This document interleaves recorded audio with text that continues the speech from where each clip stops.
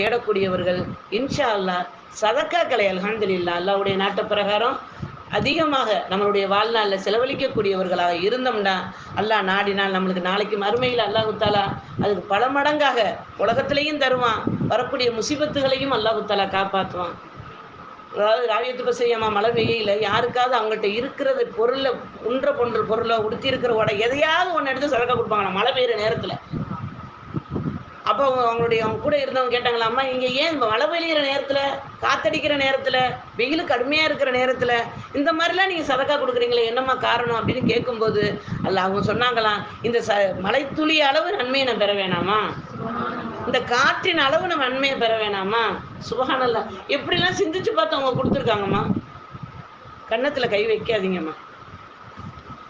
அப்போ நம்ம இன்ஷா அல்லாஹ் ஒவ்வொருவர்களும் அல்லாஹ்விடத்தில் கேட்கக்கூடிய ஒவ்வொரு துவாவிலையும் ரப்பே ரஹ்மானே நான் செய்யக்கூடிய சிறு சிறு அமலுக்கு